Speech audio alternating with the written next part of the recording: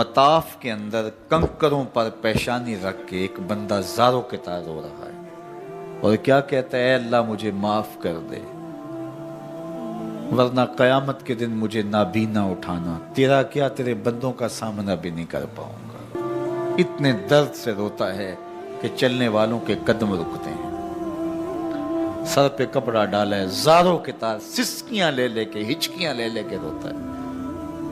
کوئی اس کے پاس کھڑا ہو گیا، اس کی کمر پہ ہاتھ پھیر کے کہتا ہے، حوصلہ رکھ، اللہ بڑا کریم ہے، اللہ معاف کر دے گا۔ خیر جب وہ شخص رو رو کے آہوزاری کر کے اپنے رب کے حضور یہ تمنائیں کر کے اٹھ کے جانے لگا تو اس شخص کو شوق تھا کہ میں دیکھوں یہ ہے کون، اتنا خوف خدا، اتنا ڈر رہا ہے، پتہ نہیں کون ہے، کیا گناہ کر بیٹھا ہے۔ لیکن جب اس صاحب نے سر اٹھایا تو اس کی چیخ نکل گئی، فائزہ ہوا شیخ عبد القادر جیلانی۔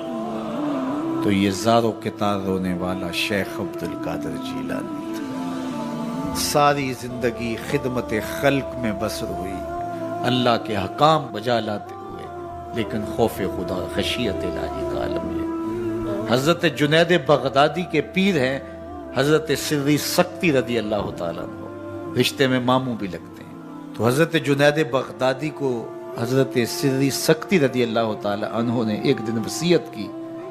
حضرت جنید کہتے ہیں میرے پاؤں تلے سے زمین سرکنے لگی، فرمانے لگے بیٹا جب میں مر جاؤں تو میری قبر بغداد سے باہر بنانا۔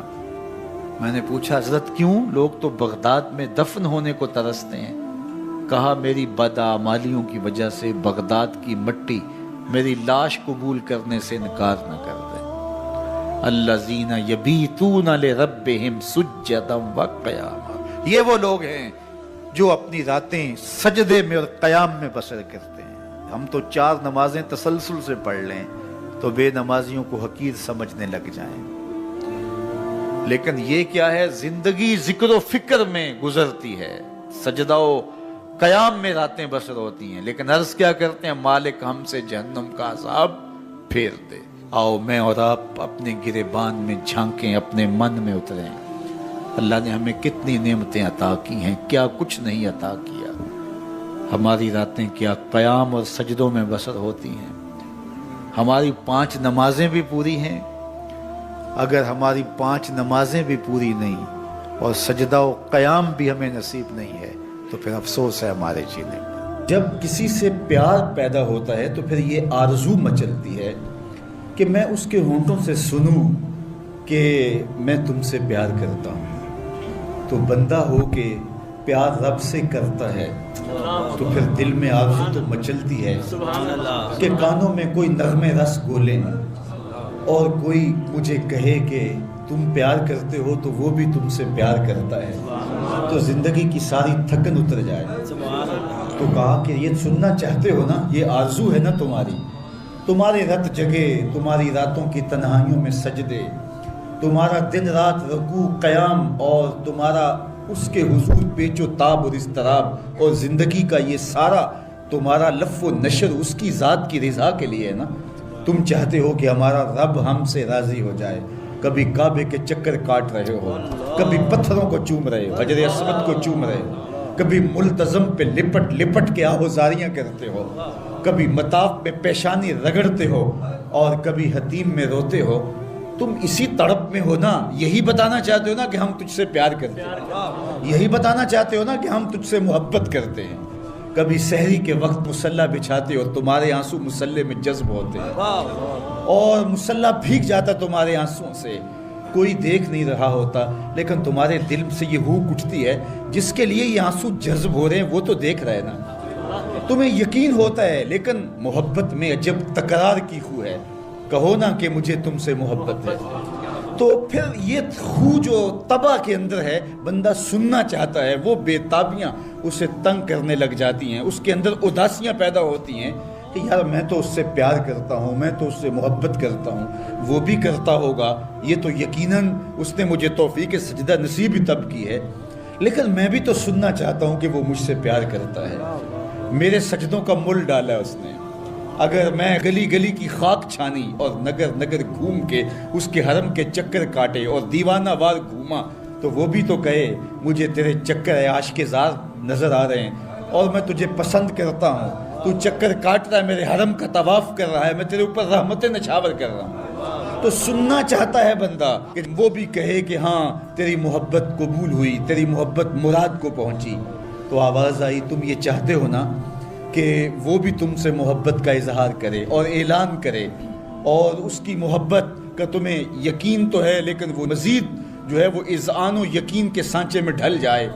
تو کہا کہ یہ اگر تم چاہتے ہو تو تم ایک طریقہ بتاتا ہوں، تم محبت کا جواب چاہتے ہو، تم ان سجدوں کا جواب چاہتے ہو، تم طواف اور ان چکروں کا جواب چاہتے ہو، تو تمہیں بتاتا ہوں میرے رسول کی چوکھٹ پہ آؤ اور ان کی اتباع کرو، ان کی اتباع کرو۔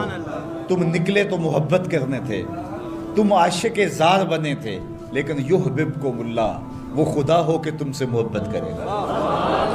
اچھا، یہاں میں ایک اور جملہ کہنا چاہوں گا، اور وہ یہ کہ یہاں ذکر کیا گیا حضور کی اتباع کا، تو اتباع سے قبل بھی محبت، اتباع کے بعد بھی محبت۔ قل ان کنتم تحبون اللہ فاتبعونی یحببکم اللہ، یعنی اتباع سے پہلے بھی محبت، اتباع کے بعد بھی محبت۔ تو کوئی اتباع لالچ میں بھی ہوتی ہے، کسی غرض میں بھی ہوتی ہے کہ میں اس کی بات مانوں تو مجھے یہ ملے گا، لیکن کہا کہ تم نے میرے رسول کی اتباع ایسی کرنی جس کے آگے بھی محبت ہو، جس کے پیچھے بھی محبت۔ جب تم محبت کے دائرے میں رہ کے اتباع اور فرما برداری اور انقیاد اور اطاعت کے زمرے میں آ جاؤ گے تو پھر تم تو نکلے تھے رب سے پیار کرنے کے لیے، لیکن وہ رب ہو کے خود کہتا ہے میں اب تم سے پیار کرتا ہوں، اور درمیان میں اتباع میرے حضور کی آئی۔ یہ مائک جس کمپنی نے بنایا ہے، جب ہم مارکیٹ سے خرید کے لائے تھے تو اس کے ساتھ ایک چھوٹی سی بک بھی آئی تھی جس میں یہ بتایا گیا تھا کہ اس کو ہم نے استعمال کیسے کرنا ہے، خرابی کی صورت میں اس کی اصلاح کیسے ہوگی، اور اگر اس کے مطابق ہم اس کو استعمال کریں، جس طرح کی بیٹری اس کے اندر آنی چاہیے تو وہ ڈالیں گے تو دیر تک اس کے فوائد اور ثمرات حاصل کرتے رہیں گے۔ لیکن اگر ہم اس کتاب کو جو اس کے ساتھ ہمیں ملی تھی، جس کمپنی نے اسے بنایا ہے، تو اس کا طریقہ استعمال ساتھ بتایا ہے، اس کتاب کو پھاڑ کے پھینک دیں گے یا اس کو لپیٹ کے کہیں اونچی جگہ پہ رکھ دیں گے، اور اس کو اپنی مرضی سے چلانا چاہیں گے تو پھر اپنی مرضی سے ہم اس سے فائدہ حاصل نہیں کر پائیں گے۔ تھوڑا وقت فائدہ حاصل ہوگا لیکن نتیجہ کچھ بھی نہیں ہوگا۔ تو جو کمپنی کوئی چیز تیار کرتی ہے تو اس کا طریقہ استعمال بھی ساتھ چھوٹی سی بک کی صورت کے اندر آپ کو دیتی ہے۔ تو جس مالک نے حضرت انسان کو بنایا ہے اس نے ساتھ کتاب اللہ کو بھی بھیجا ہے، تو اس کو پڑھتے جاؤ اور اپنی زندگی کو سنوارتے جاؤ، اس کے مطابق زندگی گزاریں گے تو زندگی سوکھی ہوگی، اور اگر زندگی اپنی خواہش پہ گزاریں گے اور غلاف میں لپیٹ کے قرآن مجید کو اوپر رکھ دیں گے اور وہاں سے دیکھ کر کے اس کو آپریٹ نہیں کریں گے اس جسم کو، تو پھر نتیجہ وہی ہوگا جو عمومی طور پہ متوقع ہے۔ تو اس لیے التمسک بکتاب اللہ، اللہ کے بتائے ہوئے طریقہ حیات کے مطابق زندگی گزارنا ہو تو قرآن مجید کے بغیر ایک قدم بھی نہیں چلا جا سکتا۔ گر تو می خواہی مسلمان زیستن، نیست ممکن جزب قرآن زیستن، اگر تو مسلمان بن کے جینا چاہتا ہے تو قرآن مجید کے بغیر ایک قدم بھی نہیں چل سکتا۔ تو اس کتاب کے ساتھ تمسک اختیار کرنے کی تلقین کی۔ اللہ کے محبوب نے ارشاد فرمایا کہ میں تمہارے اندر دو بھاری چیزیں چھوڑ کے جا رہا ہوں، ان کو مضبوطی سے تھام لو گے تو کبھی گمراہ نہیں ہوگے۔ اولہما کتاب اللہ، ان میں سے پہلی چیز اللہ کی کتاب ہے، فیہ الہدی والنور فخذوا بکتاب اللہ واستمسکوا بہ، اس میں ہدایت ہے، روشنی ہے، اس کو مضبوطی سے پکڑ لو، اچھی طرح سے تھام لو، تم گمراہ نہیں ہوگے۔ یار جو شخص نابینا ہے اسے کیا پتا کہ یہ پھولوں کی بہاریں کیا ہوتی، جو پیدائشی نابینا ہے اسے کیا پتا ہے کہ آسمان پر بزم کواکب کے رنگ کیا ہیں؟ اسے تتلی کے پروں میں قدرت کی سنائی کا کیا اندازہ ہو سکتا ہے؟ اسے مور کے پروں میں رنگوں کی مینا کاری کا کیا اندازہ ہو سکتا ہے؟ اسے پھوٹتے جھرنوں، بہتی ندیوں اور کوسے قضا کی رنگینی اور دھنک کی شوخیوں کا لطف کیسے نصیب ہو سکتا ہے؟ اس کو کیا پتا حسن کیا ہوتا ہے؟ اس کو کیا پتا جمال کیا ہوتا ہے؟ اسی طرح جس کے دل کی آنکھ اندھی ہے اسے کیا پتا ہے کہ جمال خدا کیا ہوتا ہے؟ اسے کیا پتا ہے کہ سجدے کی لذت کیا ہوتی ہے؟ اسے کیا پتا ہے رکوع اور قیام کا مزہ کیا ہوتا ہے؟ اسے کیا پتا ہے کہ روزے کا سرور کیا ہوتا ہے؟ تو اگر ہم اپنے دل کے میل اتاریں گے تو دل کی آنکھیں کھلیں گی، تو پھر زندگی کا لطف آنا شروع ہوگا، پھر پتہ چلے گا اسلام کیا ہے، پھر پتہ چلے گا دین کیا ہے۔ اللہ اکبر۔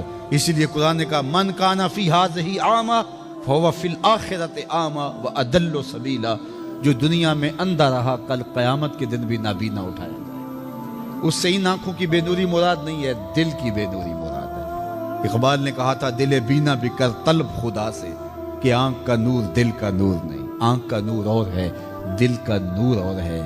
تو جس طرح آنکھ بے نور ہو جائے، آنکھ پر دھند، جالا، ککرے اور سفید اور کالا موتیا اتر آئے، تو ہم سب کچھ بیچ کر کے بھی آنکھوں کا نور خریدنے کی کوشش کرتے ہیں۔ تو یار کبھی اجڑے ہوئے دل کا بھی تو علاج کرواؤ۔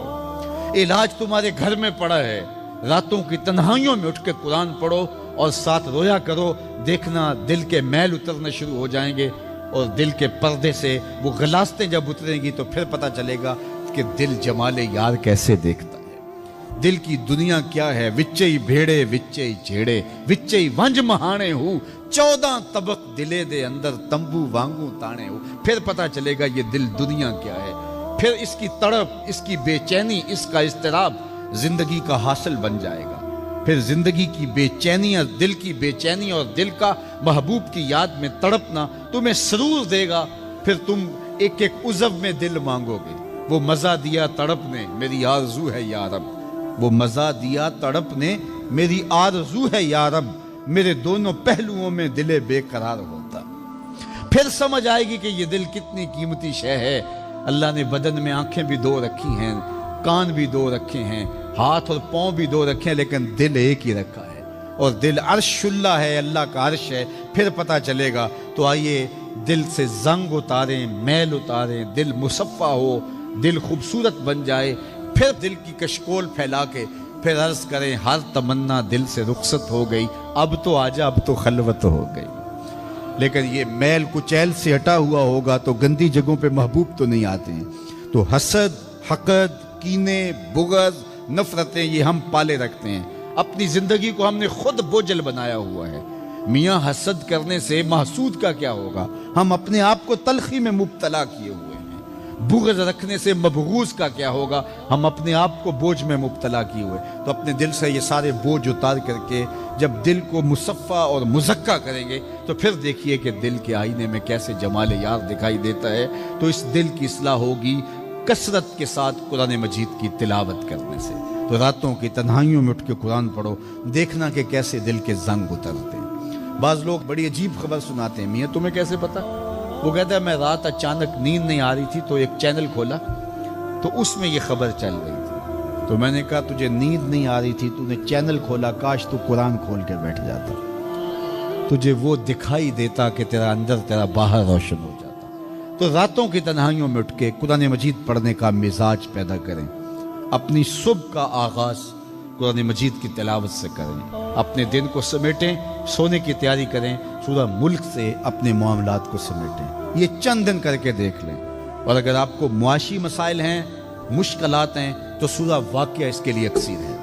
صرف 3 رکوع ہیں، اتنی اکسیر کہ جس کی زندگی میں سورہ واقعہ آ گئی وہ مشکلات میں مبتلا نہیں ہوتا، اللہ اس کے لیے رزق کے دروازے کھول دے۔ مدینے کی گلی سے میرے حضور کا گزر ہوا، ایک ایسا مکان بن رہا تھا جس طرز کے مکان کو حضور پسند نہیں کرتے۔ تو پوچھا یہ کس کا مکان ہے؟ کہا فلاں انصاری کا۔ حضور گزر گئے، کسی نے اس کو جا کے بتایا حضور تیری گلی سے گزرے تھے، تیرے مکان کو دیکھا، شاید حضور کو پسند نہیں آیا۔ چہرہ بتا رہا تھا حضور کا کہ تیرا مکان اچھا نہیں لگا. انہوں نے کدال لیا اور مکان زمین کے برابر کر دیا. چند دن کے بعد حضور کا پھر گزر ہوا تو دیکھا کہ مٹی کا ڈھیر پڑا ہوا ہے, ملبہ پڑا ہوا ہے. کہا اس شخص کو بلاؤ. بلایا گیا. کہا میں گزرا تھا, تیرا مکان بن رہا تھا, اب مٹی کا ڈھیر پڑا ہے. حضور میں نے گرا دیا. فرمایا کیوں؟ عرض کی سنا تھا آپ کو پسند نہیں, سنا تھا آپ کو پسند نہیں. میں اور آپ اپنے اندر اترے اور دیکھیں ہمارا کیا کیا حضور کو پسند. محمد دی زیارت محمد دے رنگ وچ اے ٹھگ بازیاں جانے پیارا محمد صلی اللہ علیہ وسلم. جب ان کے ہوئے تو پھر اپنی خواہش رہی کہاں؟ اپنی رضا کو محبوب کی رضا میں فنا کر دینے کا نام ہی تو محبت ہے. تیرے ہندیاں سندیاں محبوبہ میں کافر ہواں جے میں ہواں, اپنی نفی کرنے کا نام ہی تو محبت ہے. لیکن میں اپنی خواہشات کا پتلا ہوں اور عاشق رسول بھی ہوں. کیسی عجیب کہانی ہے. میں اپنی آرزوؤں کا بندہ بھی ہوں اور عاشق رسول ہوں. کیسی عجیب کہانی ہے. جب ان کے ہو گئے پھر اپنا کچھ نہ رہا. محبوب کی رضا میں اپنے آپ کو گم کرنے کا نام محبت ہے. جب ان کے ہوئے تو پھر زندگی کا جمال, زندگی کا نور نصیب ہوا, زندگی کی حقیقتیں ہاتھ آ گئی. میں عاشق رسول کہلاتا ہوں, حج اور عمرے بھی کرتا ہوں. میں 1.25 مرتبہ جو ہے وہ ہر ہفتے میں درود بھی پڑھتا ہوں. میں محفل میلاد کرواتا ہوں, پوری دنیا کے نعت خواں جمع کرتا ہوں. لیکن حضور کی سنت چہرے پہ سجانے کی توفیق نہیں ہے. مجھے حضور علیہ الصلوۃ والسلام کے بتائے ہوئے طریقے کو اختیار کرنے کی ضرورت نہیں ہے. صاحب سوچیں, کہیں آپ اپنے آپ سے دھوکہ تو نہیں کر رہے؟ ان سے تو نہیں کیا جا سکتا. ان سے دھوکہ کون کرے؟ وہ تو جانتے ہیں کون کہاں کھڑا ہے. میرے حضور بولے, یاری لا تو پاک نبی سنگ اے پر پوری یاری. یاری لا تو پاک نبی سنگ اے پر پوری یاری. پھر درود قبول ہے تیرا لکھ نہ لو ایک بار. پھر نہ لاکھ مرتبہ پڑھنا, ایک بار ہی پڑھ لینا وہ بھی قبول ہے.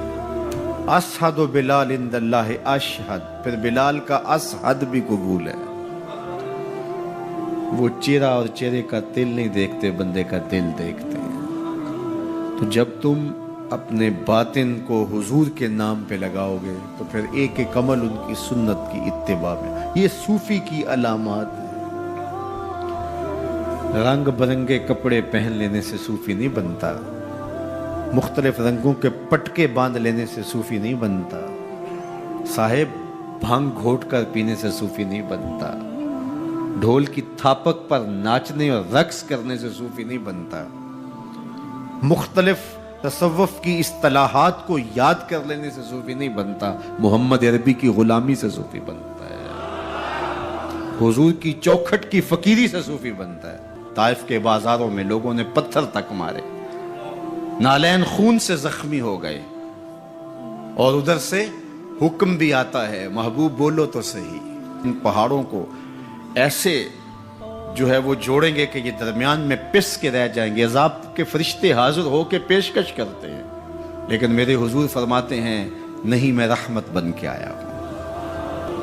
وہی رحمت للعالمین نبی فتح مکہ کے دن حکم دیتے ہیں کہ ابن خطل کو قتل کر دو, اس کی لونڈیوں کو قتل کر دو.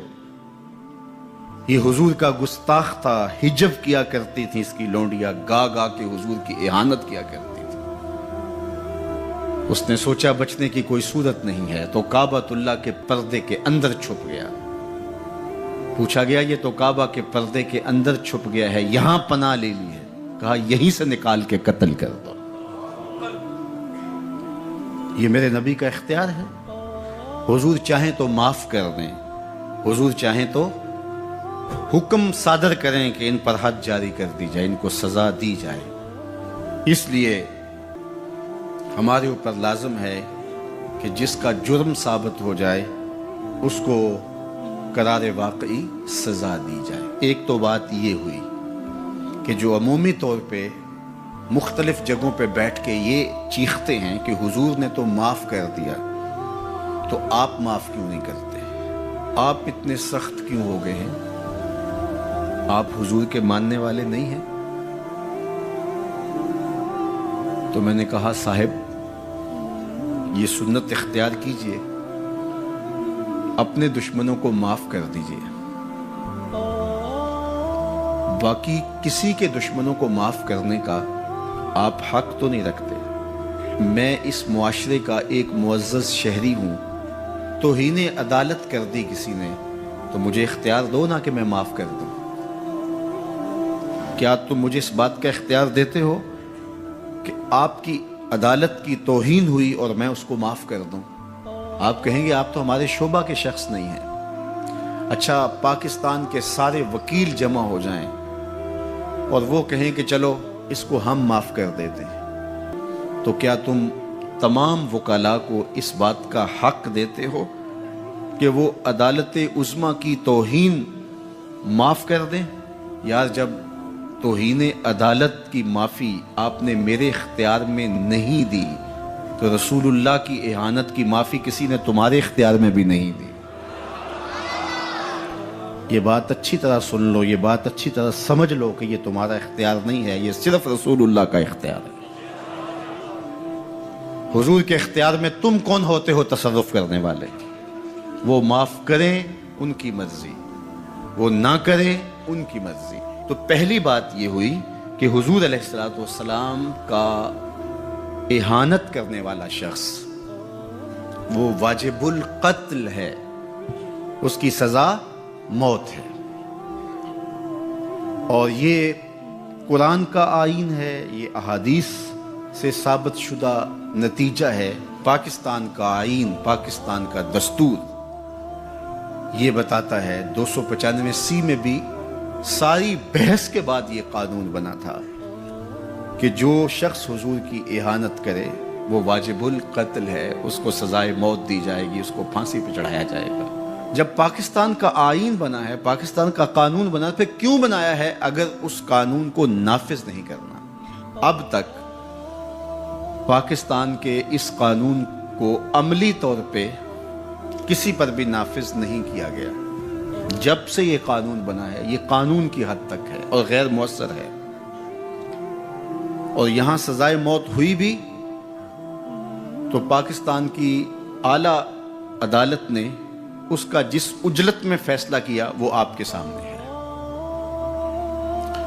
اس فیصلے نے امت مسلمہ کو دکھی بھی کیا ہے، مضطرب بھی کیا ہے، عدالتوں سے لوگوں کا اعتماد بھی اٹھ گیا ہے۔ اور دوسری بات، ان حالات کے اندر پاکستان کے وزیر اعظم نے جس طرح جلتی پر تیل ڈالا ہے اور جس طرح کی گفتگو کی ہے، کیا ایک وزیر اعظم کو یہ زیبا ہے؟ رعایہ اولاد کی طرح ہوتی ہے۔ اس تقریر نے جلتی پر تیل کا کام کیا۔ تیسری بات میں آپ سے یہ کہنا چاہوں گا کہ اس وقت ہم پراکسی وار میں ہیں۔ ہمارا دشمن ہمارے وجود کو برداشت نہیں کرتا، ہم ایٹمی قوت ہیں اور وہ ہمیں صفحہ ہستی سے مٹانا چاہتا ہے۔ پاکستان کے اندر یہ جو آئین 295 ہے، مغرب کو ایک آنکھ نہیں بھاتا، اور وہ چاہتے ہیں کہ یہ قانون غیر مؤثر تو ہے ہی ہے، یہ قانون ختم بھی ہو جائے، اور ایک تیر سے وہ کئی شکار کرنا چاہتے ہیں کہ قانون بھی توڑ دیا جائے اور یہ وطن بھی توڑ دیا جائے۔ لیکن ہمیں سوچنا ہے حضور سے ہمارا رشتہ لازوال ہے اور یہ ملک بھی اپنا ہے، اس لیے احتجاج ہمارا جمہوری اور آئینی حق ہے، اور اس کو ہم جس انداز میں بہتر سمجھتے ہیں احتجاج ریکارڈ کروانا چاہیے۔ کسی نے بیان دے دیا، کسی نے تحریر لکھ دی، کسی نے کالم لکھا، کسی نے میڈیا پہ آ کے اپنے جذبات کا اظہار کیا، کسی نے اداروں کو پیغام دیا، کسی نے احتجاجی مظاہرہ کر کے، جلوس نکال کر کے اعلان کیا، کسی نے دکان بند کر کے اس بات کا اعلان کیا کہ ہم تمہارے اس فیصلے کو قبول نہیں کرتے، تو یہ ہمارا آئینی جمہوری دستوری حق ہے کہ ہم اپنے جذبات کا اظہار کریں، لیکن ہمیں اس موقع پہ گہری نظر رکھنا پڑے گی کہ دشمن اس سے فائدہ حاصل نہ کرے۔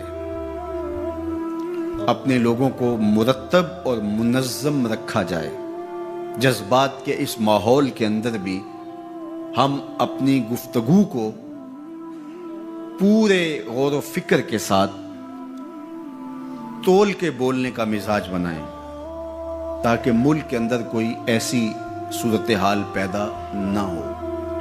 اللہ میرے وطن کی حفاظت کرے اور ہم سب کو حضور علیہ الصلوۃ والسلام کے ساتھ لازوال محبتوں کا جو رشتہ ہے اس کو نبھانے کی توفیق دے، حضور کے سامنے حشر کے دن ہم شرمندہ